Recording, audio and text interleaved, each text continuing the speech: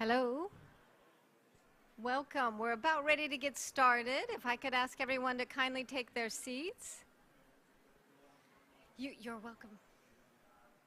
I'll maybe introduce and then I'll...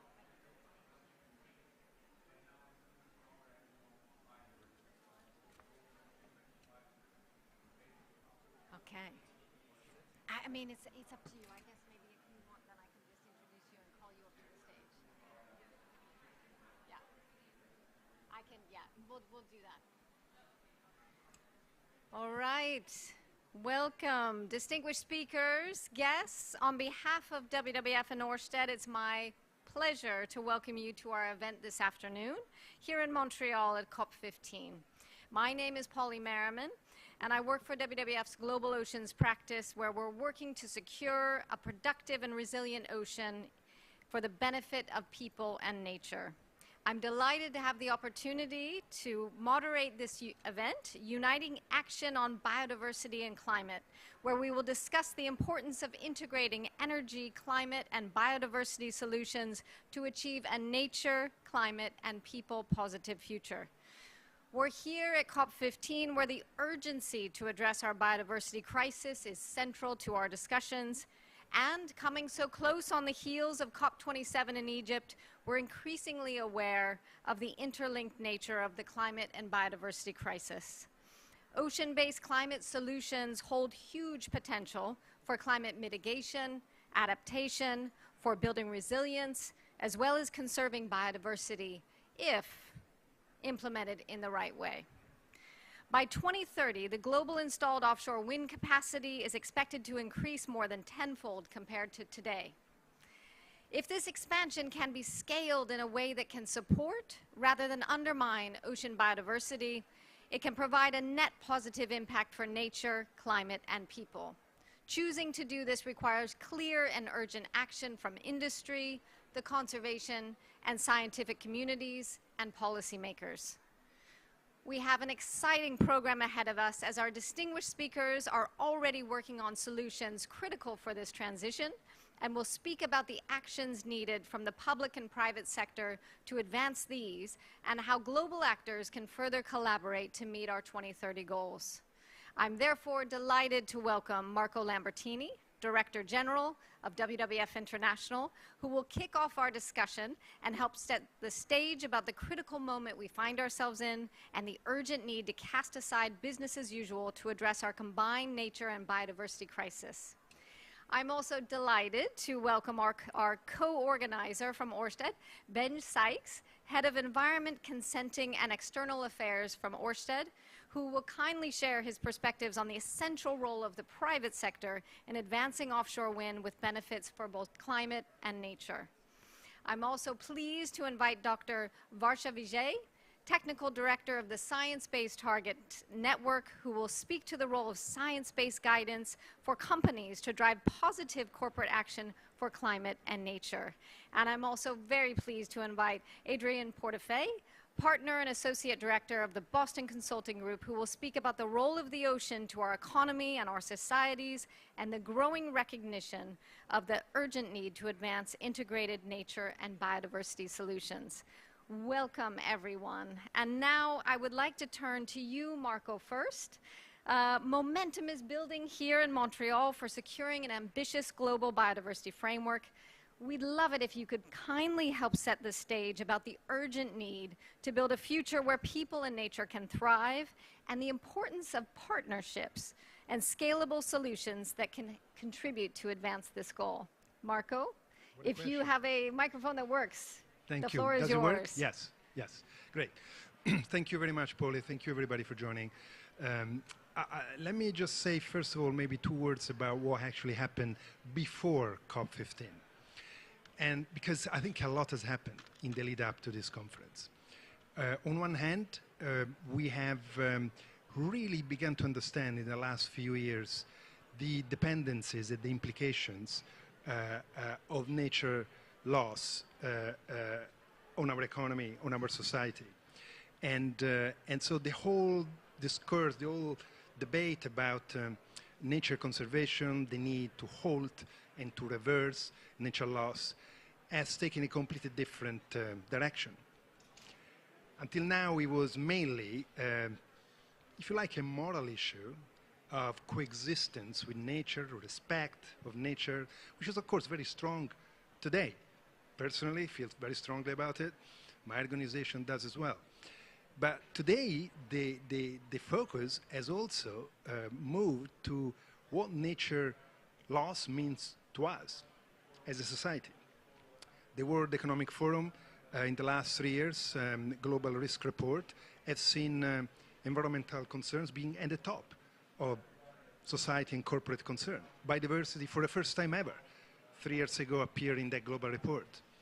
And so the relevance of addressing nature loss has grown dramatically in society and in the corporate sector in particular. One other thing that happened before COP is the connection between nature and climate. You've seen that very strongly highlighted in COP26 in Glasgow, and again to large extent in COP27 as well. Now, there is no doubt, and we know, that we cannot keep 1.5 alive just focusing on the emission reduction. We need to also invest in the ability of nature to sequester and store carbon. There's some mind-blowing statistics. The forests of the world are storing today the equivalent of 100 years of CO2 anthropogenic emissions at the current level of today. So unless we preserve that storage, unless we preserve the ability to buffer and to avoid release, we won't get to 1.5. So those are two major shifts in the understanding of the relevance of natural systems to economy, society, the climate change agenda, etc. So what happens in COP15? Honestly, it feels to me like entering in a movie, you know, when you go to watch a movie and suddenly you're surprised there are two movies going on at the same time.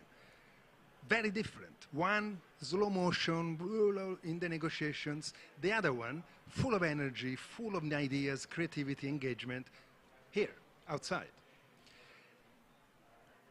Will the movie, slow motion, black and white, sorry, a bit rude, but that's a bit of the way I feel, would actually speed up, get into color, and with energetic language? We hope so, but there's still a lot of differences in views on key elements. For us, COP15, Pauli and everyone should really, first of all, deliver a clear mission on nature, a clear direction for society on nature, like Paris did for climate, setting the global goal for nature like Paris did, below 2 degrees, now 1.5. The equivalent here is what you read up here, nature positive. Halt and reverse by 2030, net positive biodiversity, because net zero for biodiversity is not good enough. Biodiversity and nature can come back. And that's exactly one of the objectives of the partnership with Ørsted. Fantastic. Thank you, Marco, for setting this context as to where we're at. And as you say, this is exactly the reason why partnerships like the one we've entered into with Ørsted are so critical. If we are to have a Paris-like goal for nature, we will need to work in partnership to be able to achieve that. And therefore, I'm very delighted to take those comments now, Marco, and move to Benj. You have spoken about the importance and urgency of the clean energy transition that supports global goals to halt and reverse biodiversity loss. We'd love to hear you share a bit with us Ørsted's vision for how you will contribute to this goal, how to work in partnership with a broad variety of actors, and what role does the private sector have in advancing this transition? The floor is yours. Thank you very much, and Marco, thank you for your comments. I couldn't agree more. I love the analogy of the two movies, and I popped into the old black and white one earlier, and it was, yeah, quite an eye-opening experience. It's great to be in the non-state actor part of this conference this afternoon and hearing some of the action that both business and other organisations such as WWF, SBTN and others are taking. So for those of you that don't know Ørsted, by the way, I'm Benj Sykes. I work for this company. I'm a personification of my employer. I used to work in the oil industry. I switched out of fossil fuels a little over a decade ago, went from black to green, and the company I work for, it's called Ørsted, has done the same. In 2017, we moved completely from fossil fuel activities to a pure play renewable energy company. We're the, it sounds a bit naff, but we're the world leaders in offshore wind. We've done a lot of offshore wind, and we're going to do an awful lot more because we can see that that is the scalable solution to delivering sustainable, clean power for the whole of the globe. And as we heard earlier, offshore wind is going to be massive. We know at the moment we're around 70, it doesn't matter what the units are, 70 gigawatts, and we've got to get to 2,000. So you can see by 2050, you can see the scale of the challenge.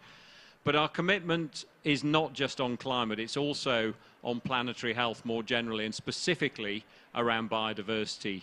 And as Marco said, we absolutely know that there is no value in solving climate if we don't also tackle the biodiversity crisis. If we don't stop and reverse the loss of biodiversity as we go about tackling climate change, the planet is in an even worse state than it is today. So we're very committed to taking action around both of those issues, and I'll talk about that a little bit in a moment. We know that the climate crisis is one of the big drivers of biodiversity, but we know there are others, whether that's pollution, whether that is acidification of the oceans through carbon emissions, not just from climate, but also, if you like, polluting the seas. We know that we have to tackle both of those. And of course, all the action that we're taking around energy, you might wonder why an energy company's here at COP15 and not just at COP27. It's because we have to take action on both. And at Ørsted, we're very determined to drive a clean energy transition that is biodiversity net positive. And I'll explain in a little moment what that means. The interconnection between climate and biodiversity is extremely complex. Many of you may work on this in your day jobs when you're not here in Montreal. And it's a fiendishly complicated interweaving of two different crises. But I think what that tells us is they're so closely interwoven, so must be the solutions. We can't go around two separate tracks of solving this. And that's why I would love to see one set of COPs. I mean, maybe that's a bit of a pipe dream. But let's talk about how we solve the twin crises as one. Because as I say, if we don't solve one, both, we don't solve either really. So our mission really is to move beyond simply delivering clean power, not that simple actually, but delivering clean power to delivering biodiversity net positive outcomes in our projects. And we set a very challenging ambition that from 2030, all of our projects, onshore and offshore, solar and wind, will have a biodiversity net positive impact. It's easy to say, not as easy to say as some of the stuff you'll hear from some other energy companies. However, it's fiendishly complicated, and particularly around measurement, and I'm looking forward to hearing Arthur talk a little bit more about how you go about measuring that, because we are leading the journey on this as an energy company. We're determined to show leadership. However, it can't just be us, and I'll come back to partnerships in a little moment, Poppy. I think for me, there's no point in talking without walking the talk. And just to give you a flavour of some of the things that we've been doing to take action on biodiversity, we're doing a lot on measurement, which I will leave to the next little intervention, but we're also taking action around the world. We've got a great project in Taiwan where we're trying to grow coral larvae to maturity on the legs of wind turbines, because we know shallow water corals in serious trouble. The great idea about putting it in deeper water on turbine legs is the temperature's more stable, there's good nutrients there. Whether we can achieve that and deliver mature coral, both growing on our turbines and even potentially transplanting back to shallow water, we'll wait and see. Pretty ambitious, but we have to be ambitious if we're going to tackle this problem. In Denmark, we've put in 3D printed artificial reefs to help restore cod stocks. They can be tailored to exactly what juvenile cod need so that they can be protected from their predators. And in the UK, we're doing a big restoration in the Humber, which is one of the most polluted estuaries in the UK. That's everything from 500,000 native oysters to build a reef, through to seagrass, through to salt marsh restoration. We're building a toolkit, and that's what we will deploy across all of our projects. So we're investing quite heavily in this, and I guess one message I would say is Ørsted is leading the way, we think, but we can't do it on our own. This is all about working in partnership. Of course, we're working deeply in partnership with WWF and with SBTN, as you'll hear in a moment. But it needs all of us to work together. We're not going to solve this crisis by a few people stepping out and showing leadership if there's no one to lead. And so I think working together in two dimensions, working together in partnership on the biodiversity crisis, but also working together across climate and biodiversity. We need to act urgently, but we need to take the right actions that tackle both problems together. Fantastic. Thank you. Thank you for your comments. Thank you for your leadership and reminding us about the importance of integrated approaches. I think many of us that have come recently from COP27 to COP15 would appreciate having one COP. I think that makes a lot of sense. Certainly we still need to get through COP15, and the ambition and leadership that you're talking about is exactly what is necessary to drive us forward, as is working in partnership in a very diverse way. You also talked about the importance of measurements. So now I'm really delighted to turn to Dr. Varsha Vijay, Technical Director of the Science-Based Target Network. Varsha, we've heard a lot, not only just now, but here in Montreal, about the importance of science-based targets to drive ambitious corporate action in line with what the evidence tells us is necessary. So we'd love for you to tell us more about exactly what the Science-Based Target Network is and the influence this work is already having in some areas related to corporate action, and the essential work that's now underway to replicate this for nature. How can efforts like these help provide the foundation from which to inform sound decisions? Varsha, over to you. Thank you so much, and thank you to our wonderful moderator and to our esteemed colleagues here on the panel. I do want to start with a note on that partnership element. So Science-Based Targets Network is built from the strength of our partners. Our NGO partners like WWF, our additional stakeholders who provide feedback, and our goal is really to build on the work in the climate space of our sister organization, Science-Based Targets Initiative, who produce really vital and important targets for climate emissions, and to replicate that and grow that for targets for nature. And I want to pause here to just state that climate and nature are inexorably linked. We've already heard about the complexity of that, but at Science-Based Targets Network, we're starting from this truly systemic perspective, applying a socio-ecological lens, incorporating dimensions of humans and nature into our perspective of environmental and societal materiality, because we are in the midst of a crisis. We've heard a lot about the climate crisis, but we're in the midst of a biodiversity crisis as well, and the science behind that is incredibly clear. So we're setting out to produce rigorous and applicable methodology for science-based targets. And what I mean by that are measurable, actionable, and time-bound targets on which corporate actors can actually measure their impacts on first reducing negative impacts and increasing positive impacts over time, so that they're making contributions to global goals, like ones to bend the curve of biodiversity loss through direct action on the drivers of biodiversity loss. And I think that's a really important component of this, is acting directly on those impacts that companies have.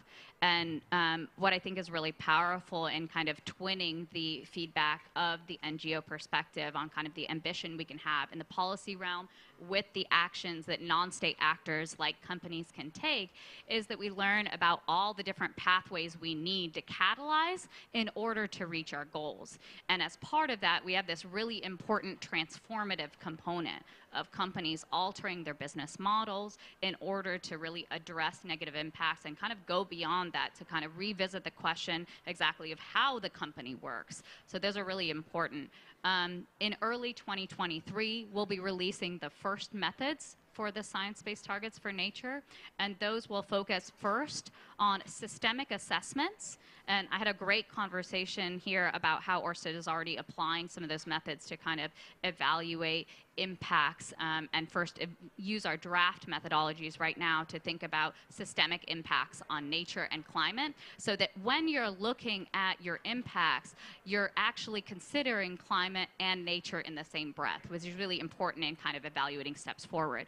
In addition, we're focusing on how you can prioritize action, incorporating urgency, not just from the lens of the company perspective, or sorry, the company pressures, but also incorporating important data on biodiversity. Second, companies move from that assessment and measurement phase through to action by setting targets that, like we're saying, are really giving substance to how they're going to actually move the needle on their pressures and reduce pressures on biodiversity and mitigate those through their actions. Those initial target setting methods are going to be focused on impacts to lands and to fresh waters. However, I'm excited to say that in the next year, we're going to be starting development on targets for the marine systems. And that I think is going to be really critical. And as we develop that area of work, we'll be thinking about what are the really urgent issues for us to focus on. Where's the kind of need? Where's the capacity? And also, you know, what kind of actions can different sectors take in order to affect their impacts on marine systems? And again, as we develop this work, we'll be seeing the connections between the different Earth systems, so between marine systems, freshwaters, and land, which will be a really vital part of not only delivering corporate action, but also delivering really important services of nature for people. So thank you very much. Wow, exciting. And I can tell you there's a lot of us in this room who would be very keen to continue to work with you on the marine-based targets as well. But I can say that sitting in some of the negotiations, discussions, and hearing the importance of monitoring, evaluation, looking at the drivers and impacts, everything that you're talking about is, of course, absolutely central to the discussion we're having here in Montreal. And as you say, it's two sides of the coin that we're all looking at in terms of how to ensure that integrated action on climate and biodiversity becomes the standard by which we are working from. And the fact you're providing guidance to pave the way and set the foundation is extraordinarily exciting. So thank you. Let's come back to that. But now I'm very pleased to introduce Adrian Portefeuille, Partner and Associate Director from the Boston Consulting Group. Adrian, BCG has been working with WWF and a host of other partners to advance understanding of the importance of the ocean to our economy and our society.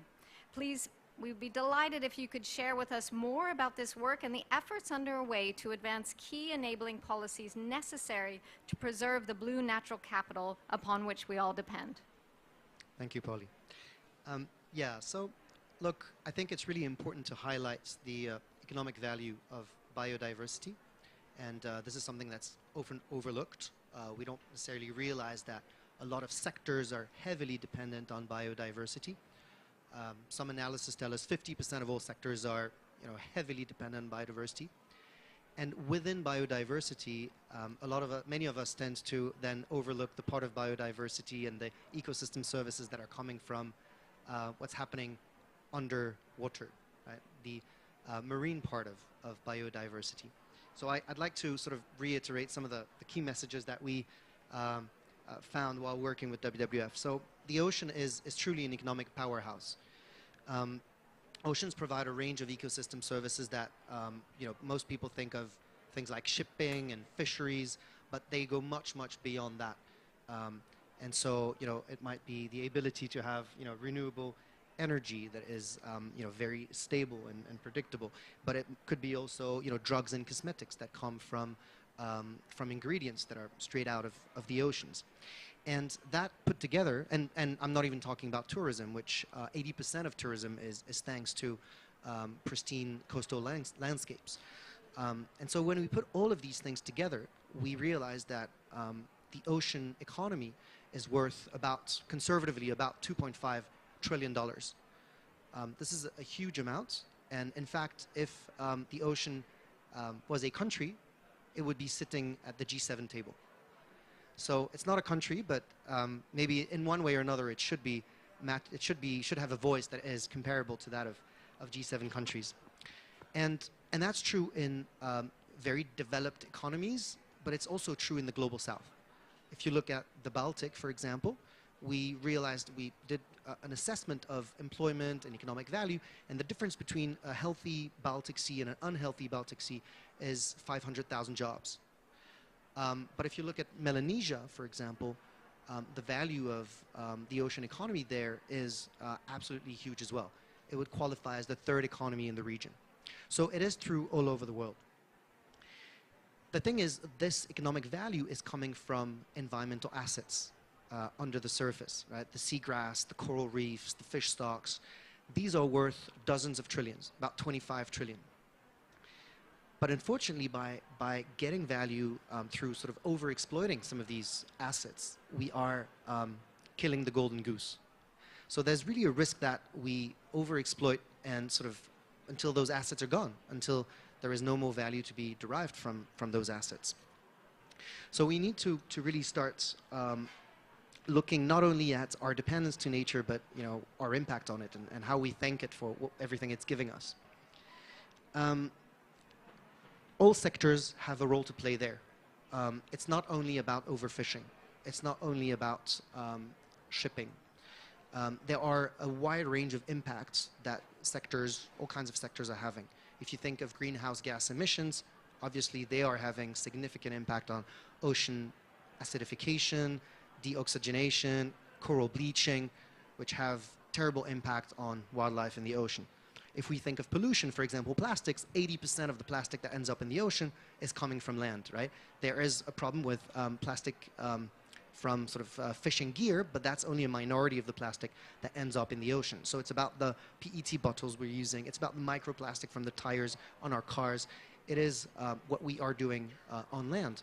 And so the implication of that is that all sectors should start looking at their impact on oceans. But unfortunately, SDG 14, the Sustainable Development Goal that looks at life underwater, is the SDG that is least prioritized by large companies globally. It is the overlooked SDG. Most companies feel like this is removed from me. This is not something that I need to worry about because I'm not operating at sea. And this is completely wrong. Everybody needs to start looking at it. So 14% of companies look at SDG 14, whereas more than 70% look at SDG 13. There's a big gap there that we can close. So if we get into policy implications, I think number one is how do we manage to get companies across all sectors or most sectors to start to assess their impact on marine biodiversity. We need something like CDP on oceans. We need science-based targets on oceans. We need something that tells us, that helps companies assess their impact and understand how they can mitigate those impacts and how much reduction of those impacts is good enough for our planet. So that's number one for me. It's really about how do we tackle at the corporate level. There's also a huge element of financial flows, of course. We need to start channeling financial flows to invest in environmental assets. And as Marco was saying earlier, this is not sort of separate from climate. This is something that is sort of two sides of the same coin. And in fact, when we look at nature-based solutions based off sort of coastal ecosystems, if we look at mangroves, if we look at coral reefs, these are actually solutions that are bringing, that are win-win for both the climate and nature. So for example, mangrove absorbs 4 times more carbon per square kilometer than tropical forests. If we look at seagrass, it absorbs 2 times more carbon per square kilometer than terrestrial forests. So there is a huge opportunity there. Unfortunately, there's very little that is done on that front. The methods are not mature. There isn't really a solution at scale to ramp up investment in nature-based solutions in the marine space. So we need the right ecosystems to get together to scale those kinds of solutions and develop the standards to scale them. Thirdly, we need integrated ocean governance. I think it's very important that we stop looking at oceans according to our administrative boundaries, because pelagic fish don't really care about borders. And so we need to look at it from in an integrated way that is sort of consistent with ecosystems. But we also need to integrate across sectors. We have governance that looks at fishing, governance that looks at shipping, and those need to be looked at in an integrated way as well. So from multiple perspectives, we need something that start tackling this in a holistic way. And there are opportunities to start creating a blue alliance with early moving countries to start to look at creating leadership for how we manage, how we govern our oceans, starting with governance of the high seas and treaties on sort of key activities such as deep sea mining and plastic pollution. And finally, and this is preempting, I think, some of the discussion we'll have in a few minutes, we obviously need more and better MPAs, marine protected areas. We aim for, I hope we will aim for 30% coming out of this COP, but we need the right kind of 30%. We need MPAs that are highly protected, where industrial fisheries are not happening. We need MPAs that are enforced. We need MPAs in the right places that are threatened, not in the places that are not threatened. And we need MPAs in the high seas as well. So there's a lot that needs to be let's say, a lot of the fine prints that needs to be correct on that front as well. Fantastic, Adrian. Well, you've outlined a gigantic portfolio of solutions, and I think the awareness raising that you talked about in the beginning, reminding the world about the role of the ocean, not only for its wonder and for its that it captures our imagination, but the importance of the role of the ocean to our economy was really a game changer. Marco and I were talking about this just a few moments ago, and I think, as you say, not only do we have to raise that awareness, we then have to provide the tools in order to motivate the solutions that are so important and necessary, and to move to the policy interventions, which is precisely, of course, why we all are here. Marco, I know you unfortunately will have to leave us very soon, so I'd like to go back to this color film you inspired us to think of. We are in the color film. We are here for a nature-positive world. You, I think, more than anyone, have talked at great length about the passion you have for our blue planet, about the importance of our ocean for biodiversity, climate, and people-positive solutions. We've heard a lot about the enabling tools at our disposal. We've heard a lot about the leadership necessary and is being demonstrated. How do we make sure that this color film now will have a fantastic ending that will inspire us to go forward?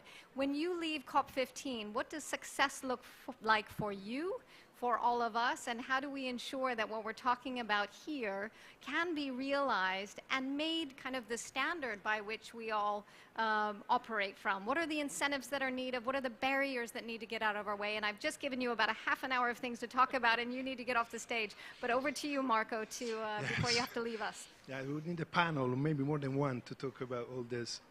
Look, I think the success of COP15, I hinted at the beginning, this is an unmissable opportunity for the leaders of the world to send the signal to society, to the markets, that halt and reverse nature laws is a must, is the new compass for nature that we should all follow, and that complements the one we have already on climate. Really, I'm obsessed maybe about this, but unless we have that clarity and measurability at the mission level of the GBF, the outcome of COP15, I think we would have missed a major opportunity. Because this is really, if we want really this to be the Paris Agreement for nature, that clarity needs to be at the top. Because that clarity would allow us not only to discuss the ambition of the targets and the goals under the mission, but also would allow us to use their reference point, their mission, if we get it right, to ratchet up any missing piece that will come out of COP15, because it won't have a perfect GBF. Paris was not perfect either. But Paris set the tone for then inspiring, ratcheting, strengthening further commitments. We know we're behind. We know we're behind on climate. But imagine for a second if we didn't have the Paris Agreement. Imagine for a second if we didn't have the 1.5 reference point on the net zero emissions. Where would it be? So that is absolutely a must-have. And then, of course, the rest. We need more clarity on conservation. We need to invest and conserve more of the nature left on the planet. We need to restore as much as possible what we are left. We need a tangible restoration target. And then the big topic, which is inevitably, it goes beyond CBD, but CBD can really assert the principle as well, is about dealing with the footprint of the key economic sectors, mainly agriculture, fisheries, extractives, infrastructure, forestry, that are today the drivers of nature losses. So driving transitions towards nature positive practices in those sectors is the third big pillar. And to make all that happen, we need to begin here to agree that we need, first, more resources for biodiversity conservation. Second, that those resources needs to go mainly to the global south, where the biodiversity is higher and the means are lower. And in that, governments and private sector, and I would say particularly private sector, has a major role to play. Take an example, renewable energy. The Paris Agreement disrupted the energy sector, propelling transitions to renewable energy. This COP can disrupt the other sectors I mentioned, agriculture, fishing, etc., to move towards nature-positive practices and transitions. And that's not to happen here, but this is where can start from here. And then, as I said, the color films will begin to merge. Thank you, Marco. And I'm sorry you'll have to leave us, but our discussion will continue. So thank you very much.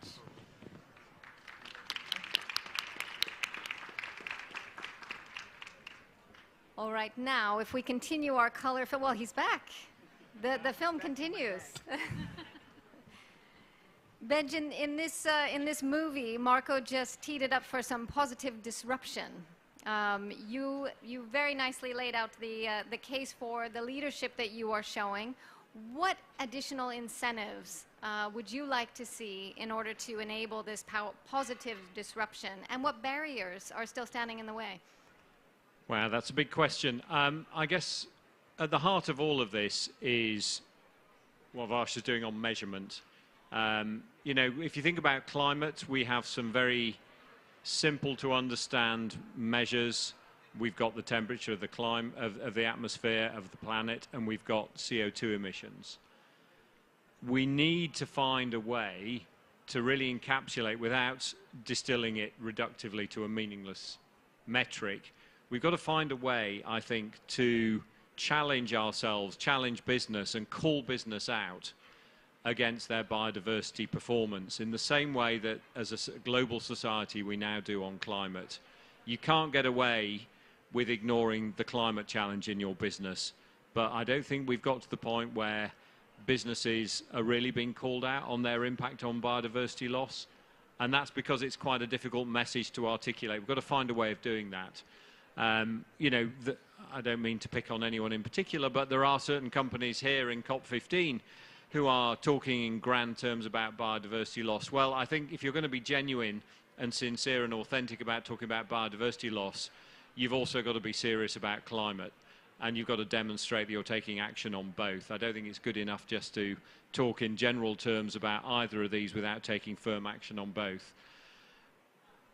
In terms of what specifics need to happen, it is around collaboration. We've kind of, I think, thrashed that point pretty hard in the panel discussion. But I think it is being bolder about calling out those who aren't taking action. And part of that is being able to paint a picture. And I think, again, on climate, we can see so much that's going on in the planet over the last 2 or 3 years. We can already see, and it's very hard to argue that there isn't first-hand evidence around the planet of what we've done through the impact on climate, what that's doing to populations, what that's doing in all kinds of ways.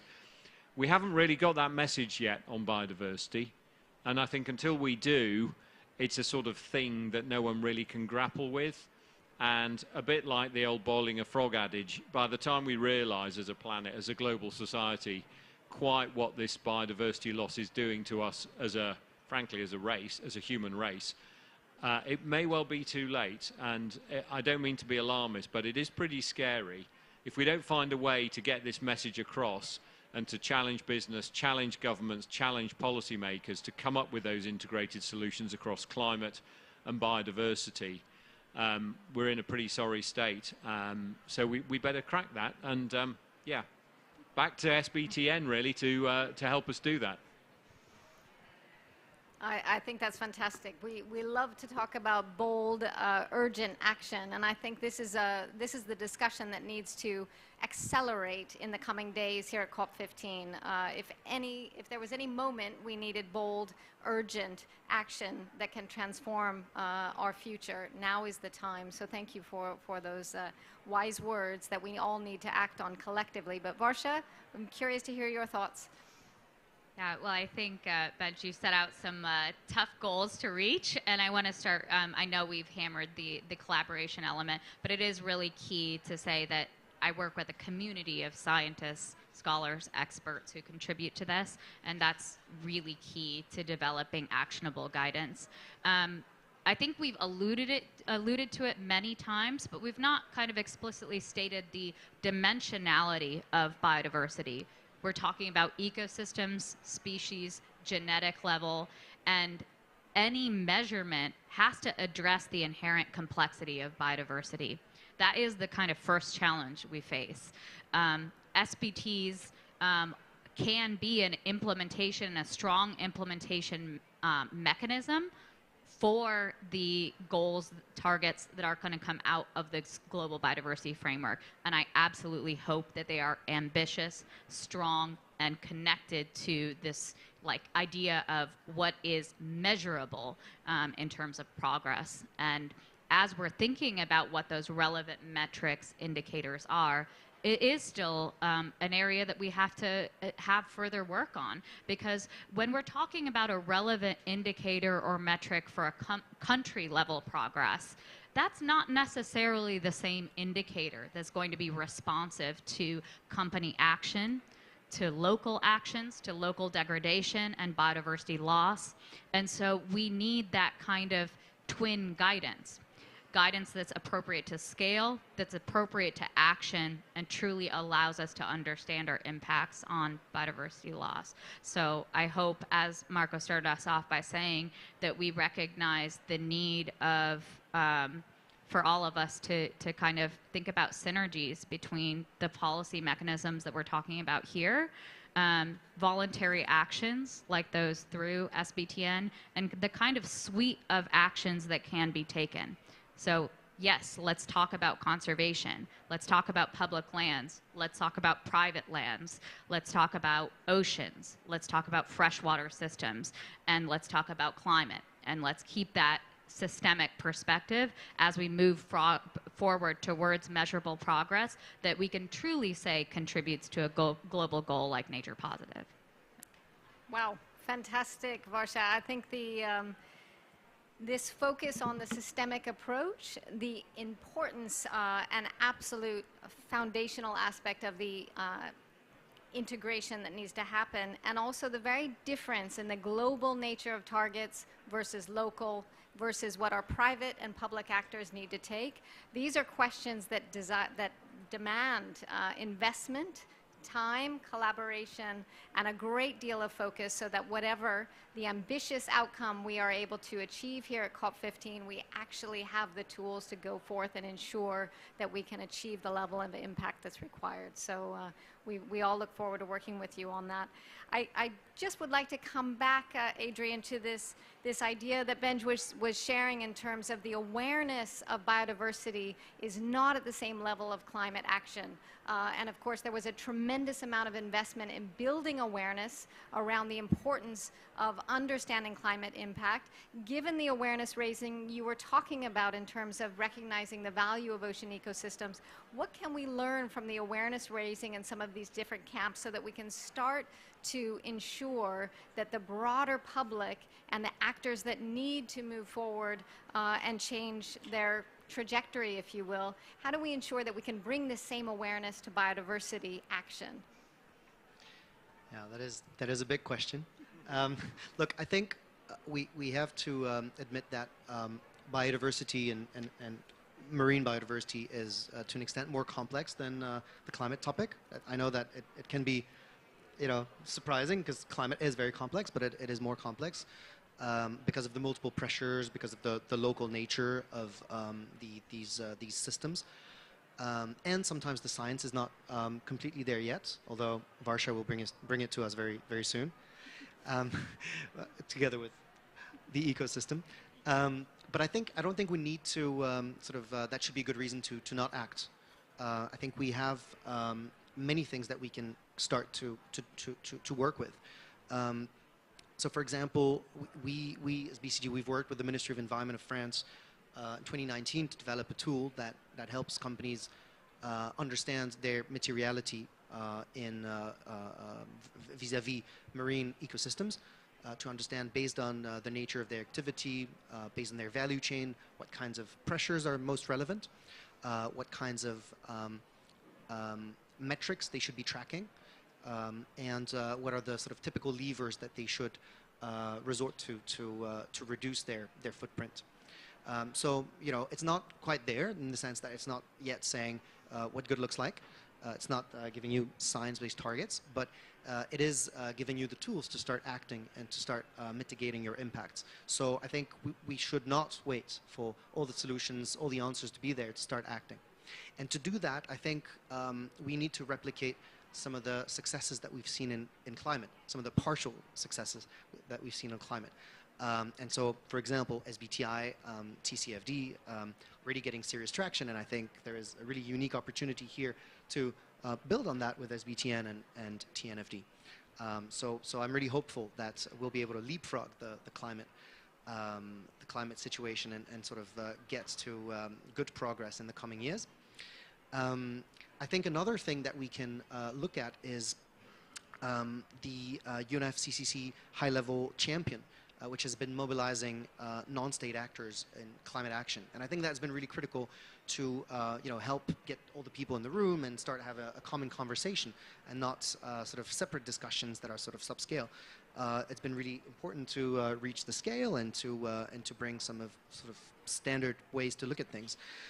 So I think one idea would be to harness the momentum of this COP, where we have corporates like never before. From what I see, we have pretty good attendance from the private sector world. Why not try to leverage that and replicate the high-level champion model in an official form, and having an officially mandated and well-funded high-level champion on biodiversity, including oceans, without overlooking oceans. I think that might be a really good way to start accelerating the effort from non-state actors. Fantastic. That's a great idea. A lot of us are working with the high-level champions and would agree they are a tremendous force for good in this field.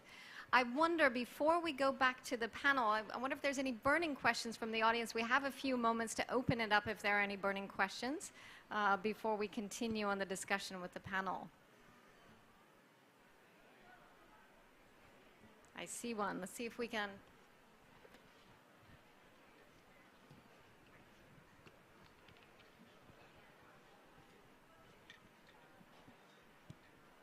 Yeah, thank you very much. Johannes Förster from the Helmholtz Center for Environmental Research. And the one issue is that how do we ensure, if we measure the impacts and dependencies of companies on a one-on-one basis, that all this information comes actually together to actually identify where do we hit thresholds in the system that lead to tipping points, and where we degrade ecosystems yeah, towards situations where they don't recover anymore. It's a great question, and I'm sure my co-panelists will have a lot to say on that. I think there's two separate things here. One is getting a call to action to business. Another one is how do we monitor the progress of turning around this biodiversity loss, halting it and reversing it. And they're obviously related, but I guess I'm slightly, maybe I'm very myopic, and I just really care about business taking some responsibility and taking some action. So, and by the way, I love your suggestion that we have more non-state actor action, if that's right, in biodiversity as we've seen in climate. But let's just be careful to make sure that it is done honestly, authentically, and genuinely. Because it's so hard to measure, the flip side of that is it's also easy to spin. And, you know, let me be honest, Ørsted does not have all the answers. We don't know exactly how we're going to do this, and we're very happy to be called out if we're doing something we shouldn't be doing. I just think we need to be really thoughtful as we introduce non-state actors. There's no doubt a lot of momentum, a lot of action, a lot of investment will come through that. But we just need to be doing that with our eyes really wide open. I've seen quite a bit of criticism, and some of it justified, around some of the non-state actor activities this week.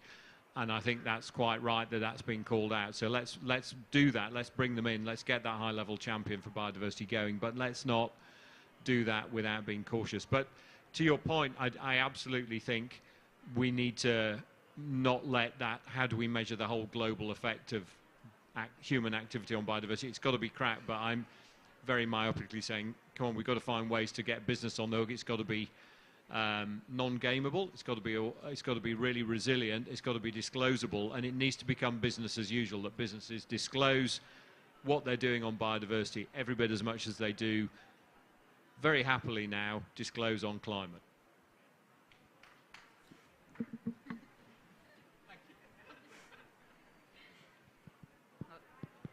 This work is it okay there? Yeah, I think that was such an important question, and yeah, thank you for that. I think we're really not going to get there alone. So I think these are really good points about kind of the mandates for companies, but it's kind of a broader question. We now are in some cases a little bit data poor on this.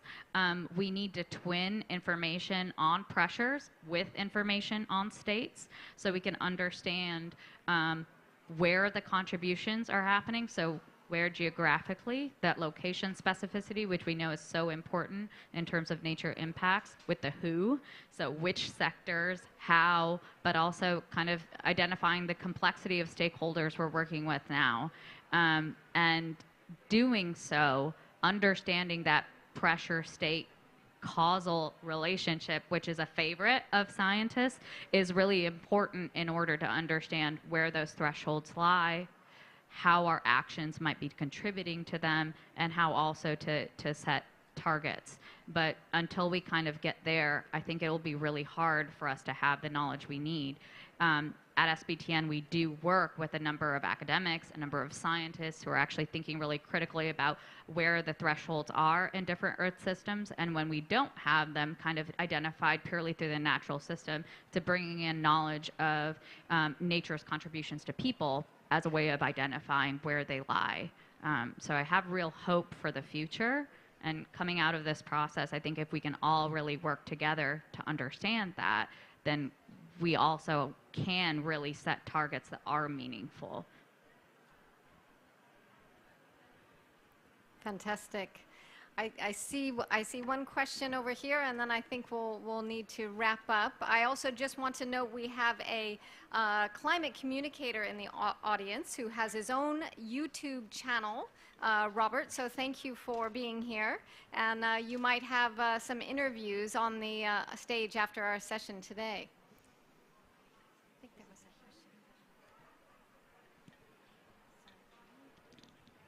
Yeah, thank you. Mine is not a question, but more as an intervention. I'm Henry Chan from WWF Malaysia. So BCG and WWF Malaysia did a net zero poverty study last year. And it was an important study because it has created a new vista for our engagement with stakeholders and government leaders. So in Malaysia, the pathway to net zero is actually very cheap relative to our GDP and other countries. It's less than 1% of our GDP, and annual investments to attain that is $3 billion over 30 years at 90 billion. It's very cheap, and most of us didn't believe in that figure. But because of our forests, so we have 55% of our land mass covered by forests. So with all the initiative to decarbonize and so on, our forest absorbs the rest of the emission. So following that study that Yokeli did in Malaysia, our government has decided to phase out new coal-fired plants, by 2050. 7 new coal-fired plants will phase out, yeah. And then this January, Malaysia intends to increase its forest cover. So there's one part of Malaysia, which is the peninsular part, to increase 43% to 50%. This 7% gap represents 900,000 hectares of land to be restored. And we in the WWF Malaysia, we need $1,500 to restore 1 hectare over 5 years. We don't just plant trees and let it be, right? Because in the tropics, the creepers and the sharps just strangle them. Now, when we think about this notion of, decarbonizing, phasing out coal from our power generation, where is the alternative, right? I mean, we are in the tropics. We don't have strong solar radiation. We don't have strong winds. So solar is out, windmill is out. What's the alternative? So that inspired us, to combine climate and biodiversity. So when you restore forests, which takes forever for the trees to grow, we plant bioenergy crops in between. And that bioenergy crop can be processed, and go to biodiesel and so on. And our intention is to work with the aviation industry to go for SF, sustainable aviation fuel. However, it's not easy, and our government has given Malaysia more than $1 million to work out the solutions over 1 year. We asked for 2 years. They said, no, you do it 1 year. And I can't even spend the money. Yeah, by end of this month, I'm going to return more than, I think I already spent like maybe less than 10% of the all the fund that was given to us.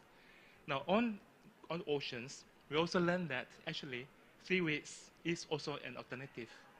You can process seaweeds, into bioenergy. And Malaysia in the Coral Triangle, we could actually plant seaweeds and so on. So it's all about R&D, and we really need to develop this partnership. We need government to come in. I mean, Malaysia has made a commitment here in terms of policies. So now it's all about coming together and find the solutions. Thank you very much. Oh, fantastic! My goodness. I think a lot of people would like to help you spend some of that $1 billion. But I think it's a 1 million. All right. Well, we can help you with 1 million as well. But it's a fantastic example of what is possible when these types of partnerships come together. So thank you so much, and I look forward to continuing the discussion. And I'm afraid our time is running to a close, so I would like to take some of the inspiring examples that you've shown and ask you all to kind of leave a parting word and message for the colleagues here today, all of whom are working with us to ensure that the outcome that we get from COP15 will set us on a path as necessary in order to reach this nature-positive future. What is your parting word and hope for these next few days, and what is the commitment you would like everyone here to take forward?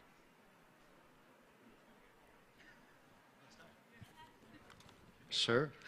So I think the high-level champion was my parting word, but I'm happy to have a second one.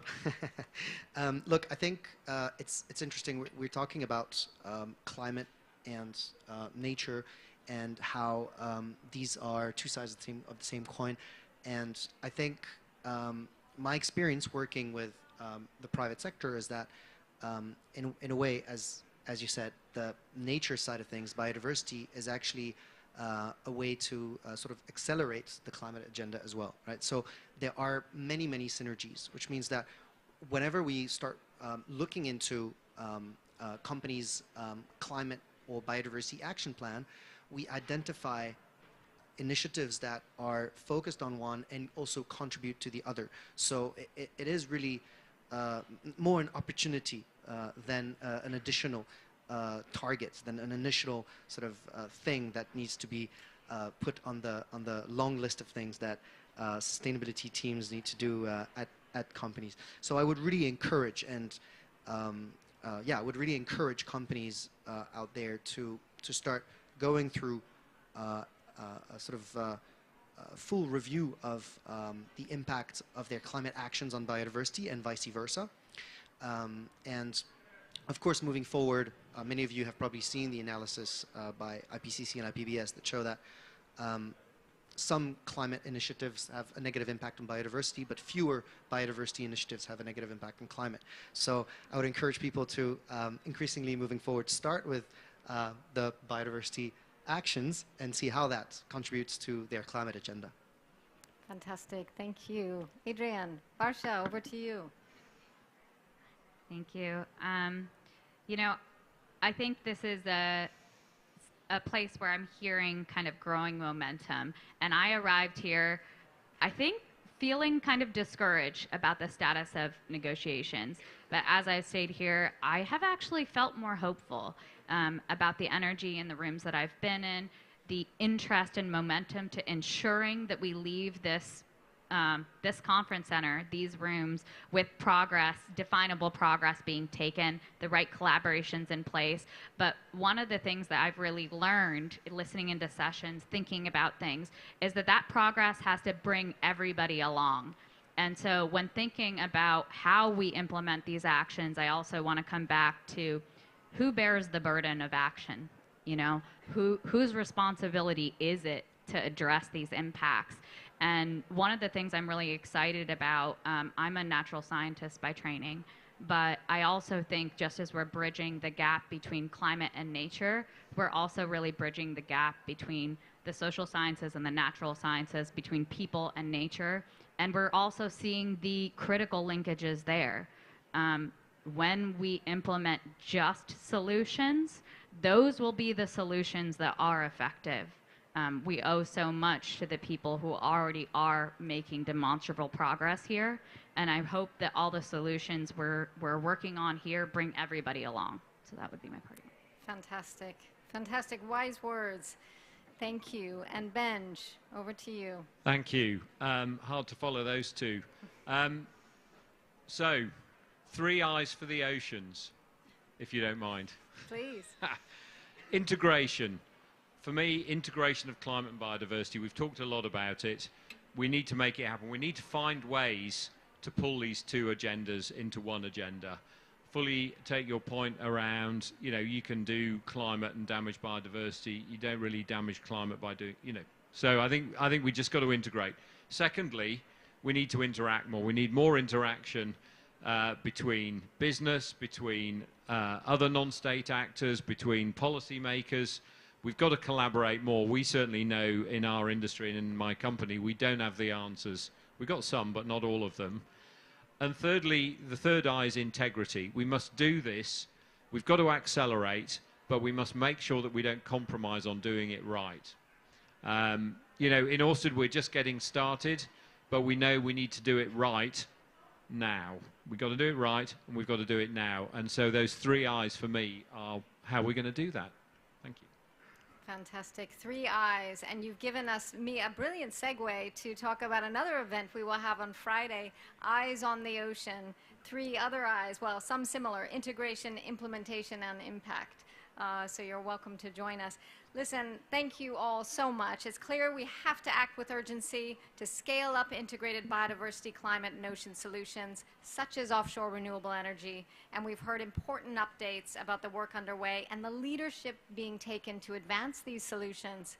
We hope that this discussion has inspired others, given its clear and compelling signal that a new approach is needed and that new solutions are possible and, of course, necessary. In this critical time for the planet, as we work to secure strong outcomes here from COP15, we have an enormous opportunity and responsibility. We therefore look forward to continuing this discussion about how to leverage our collective efforts and align action and our global goals on biodiversity, climate, and sustainable development. I would like to thank the panelists for the insightful comments and valuable contributions. You've helped provide inspiration for further action and partnership. I would also like to thank Ørsted for co-convening this discussion with WWF and for your continued commitment to our shared goals. Finally, I'd like to thank all of you who joined us today for this important conversation. We look forward to building upon these discussions and to our future collaboration. So please, let's continue the discussion as we look forward to working together going forward. Thank you, everyone.